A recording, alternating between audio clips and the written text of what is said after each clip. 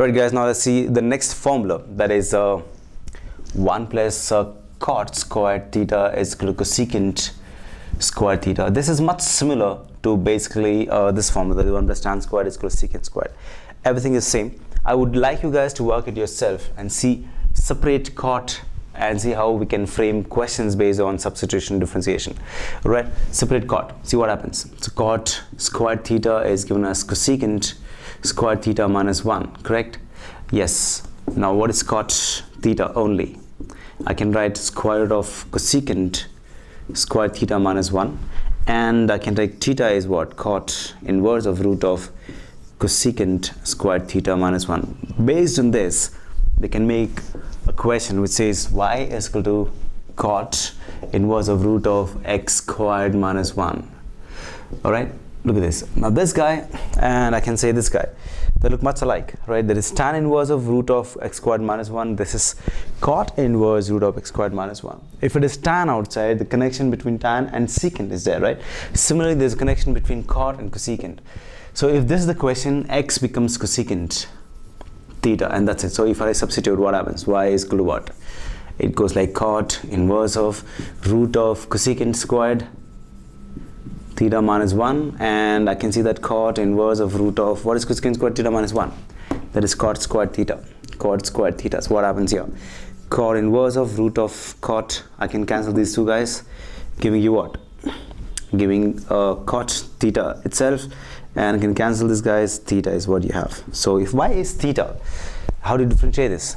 I got to get back to the substitution and find theta from here.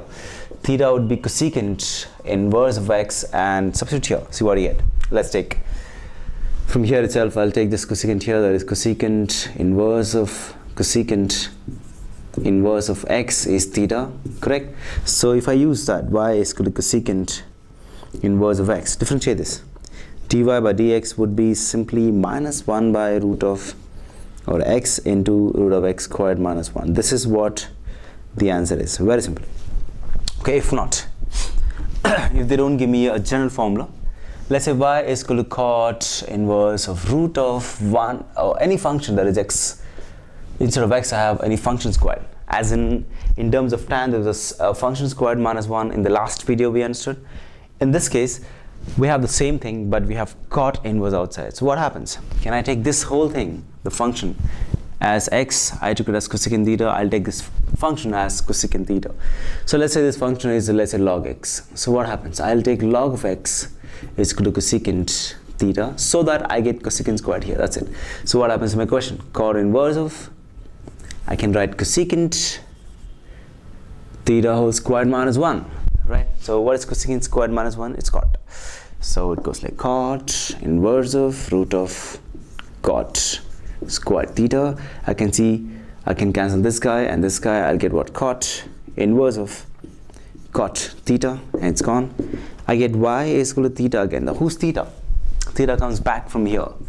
Alright, so if I can take cosecant on this side, I'll get theta is equal to cosecant inverse of log x. Now let me differentiate this, guys. Y is equal to cosecant inverse of log x is what I have. Differentiate this guy, that is minus 1 by log x into root of log x the whole squared minus 1 into d by dx of log x, which can be written as 1 by x, right?